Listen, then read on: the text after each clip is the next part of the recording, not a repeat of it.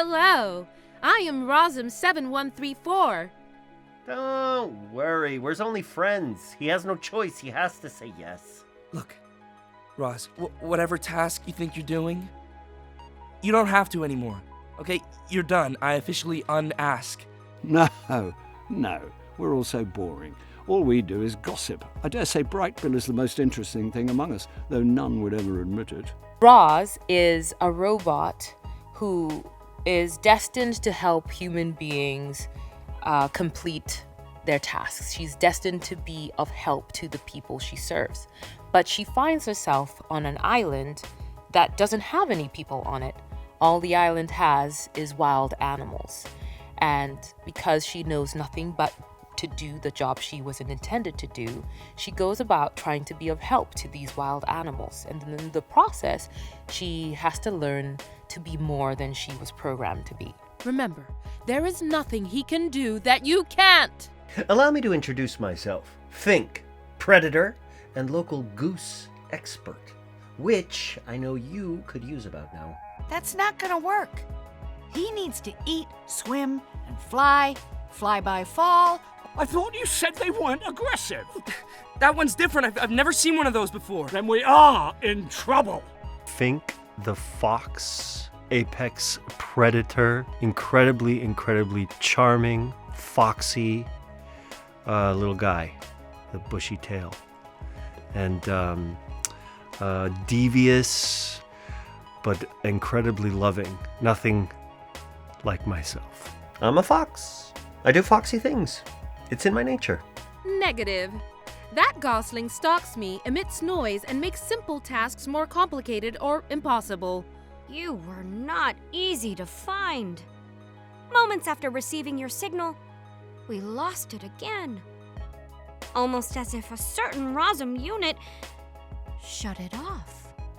You try and prepare as much as you can. I read the full book, all 279 pages, and then I read the script, which captures the essence without being, rote for rote duplication of the story. But I had a real advantage because they had several sequences finished, so I could actually see what the movie's going to look like. She's right.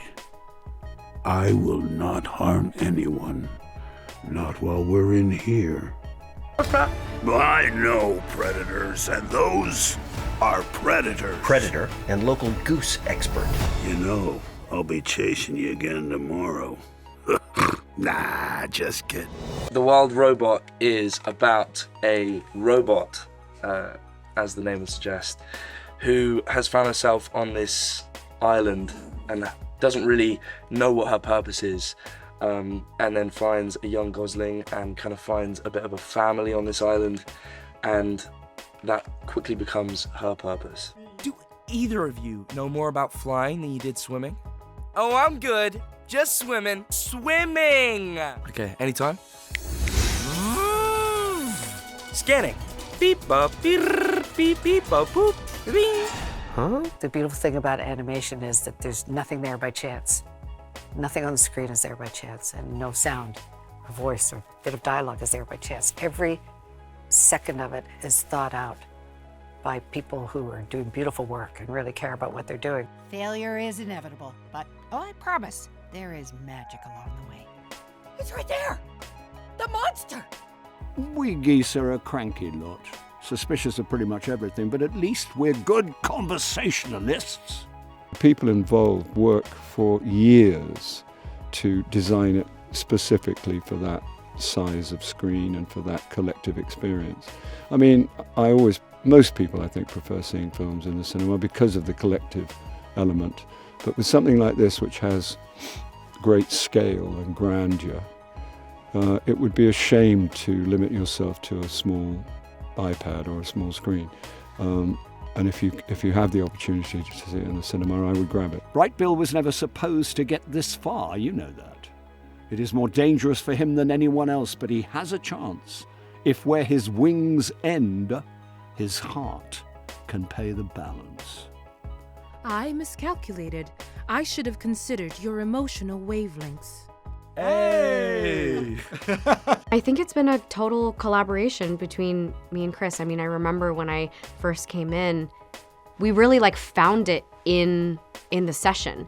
And that's been so exciting because you see something on the page, it can go 10 million different ways. And you know, I really love it when I can get into a director's head and hear what they envision and how a character functions in a story, and then sort of like get in there and find it together, because every character should feel different. And I have played villain, I guess I'm in like a moment of villain wheelhouse, but but every villain is different, and it's fun to get the texture for this particular story in this world. Rosm 7134, I presume? Ooh, Roz, what are you doing? It is imperative you return to this ship. I do like doing animation because, like all sort of creative processes, it starts off being very small and very kind of minimal. It's just me in a box with a mic, and then a year down the line you see what that turns into, and it's something that everyone can kind of share. So it stops being just about me and the microphone and the box and becomes a much sort of bigger thing. And I enjoyed that aspect of it. I like it when it stops being, you know, about me, I suppose. All right, everyone that made fun of me and mocked my project, admit that you were wrong. From Beauty and the Beast, Lion King, The Croods, How to Train Your Dragon, and Lilo and Stitch. All those movies, everything I've learned on those is going to be employed in this film. Now say I'm cool, and don't you dare lie. Suddenly, I'm thinking I should maybe just stay with you guys this winter. Nope.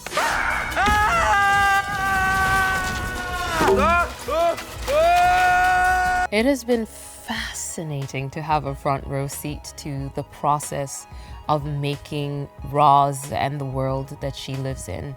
I remember, you know, obviously there's the illustration that comes with Peter Brown's book that was the source material, but then there was all the interpretations from pencil sketches, and then adding color and dimension and texture and scale that has come through the years, and to see the final version of Roz. Brightville is where he belongs.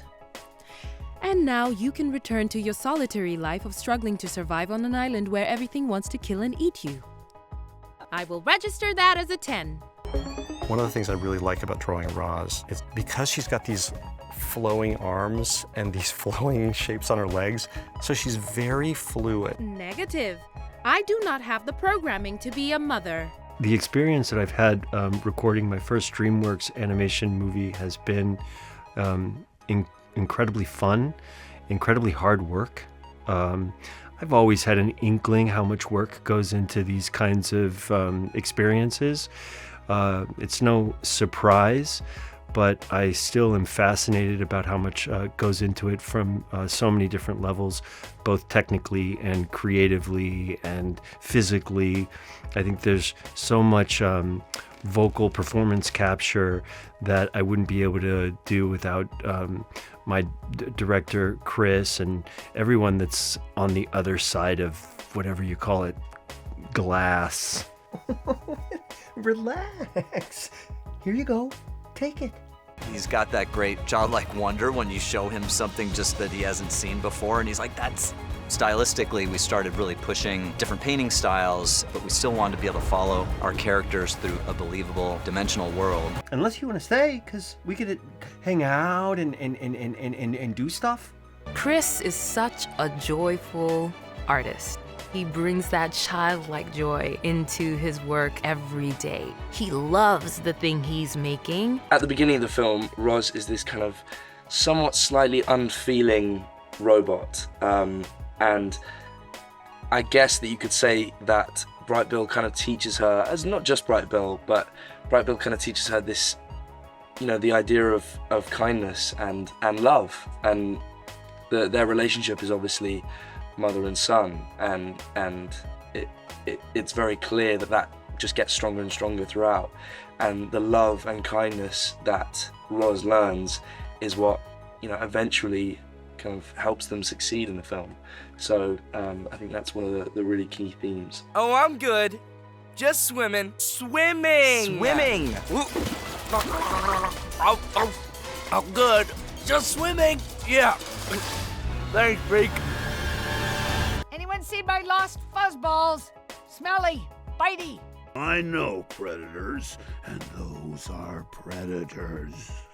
I do think they'll see something they haven't quite seen before, because the visual, the design is a combination of things. It's almost the kind of like the context or the kind of background is kind of impressionistic, but then the creatures are very, very defined, and it's a killer combination. It's a very, very cool look. Swimming's easy. I can teach him the way my mom taught me.